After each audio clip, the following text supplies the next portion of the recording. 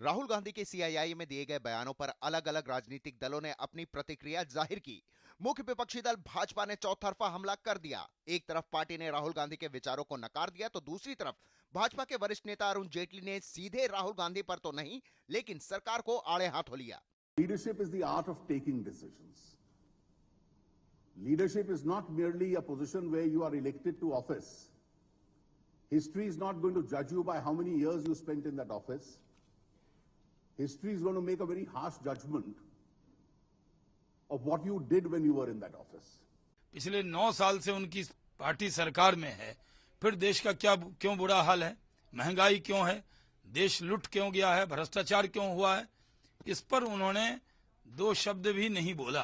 बात यहीं पर खत्म नहीं हुई। बयानबाजी दिल्ली में चल रही थी कि गुजरात में मुख्यमंत्री नरेंद्र मोदी ने फिर से ताल ठोकी और कहा कि वे देश सेवा करके गुजरात के बाद अब भारत का कर्ज चुकाएंगे।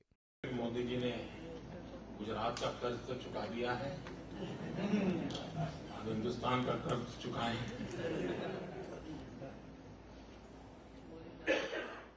इस देश का कोई बच्चा ऐसा नहीं है, कोई नागरिक ऐसा नहीं है जिसको भारत मां का कर्ज न हो। वहीं समाजवादी पार्टी ने राहुल गांधी और कांग्रेस को समाजवाद की याद दिलाई तो वाम दलों ने महंगाई जैसे गंभीर समस्या की ओर राहुल का ध्यान खींचने की कोशिश की। दुर्भाग्य सरकार में भी वित्त मंत्री से पूंजीपतियों से बात करके बजट बनाते हैं। आज राहुल जी ने भी देश के पूंजीपतियों के साथ बैठकर देश की गरीबी मिटाने की बात की, देश के गरीबों की बात की, व्यवस्था परिवर्तन की बात करी। ये संभव नहीं। कांग्रेस को अपना नजरिया बदलना पड़ेगी, सोच बदलनी पड़ेगी और जमीन पे आने की जरूरत है कांग्रेस को। हिंदुस्तान के अंदर अगर आर्थिक विकास की जरूरत है तो लोगों के हाथों में खरीदने की क्षमता होनी चाहिए। वो क्षमता खरीदने की लोगों के हाथ में घटती जा रही है इस महंगाई के चलते हुए और जिस तरीके से सब्सिडीज आप जो उठा रहे हैं। अब इसका आंसर क्या है, जवाब क्या है इसको रोकने के लिए? ये एक ही है जवाब इसका कि सरकार की निवेश जो है अपने इंफ्रास्ट्रक्चर बनाने में उसको बड़ी तादाद में बढ़ाए।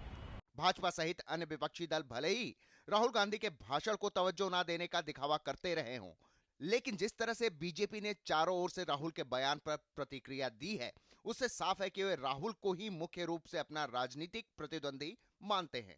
Bureau report, DD news.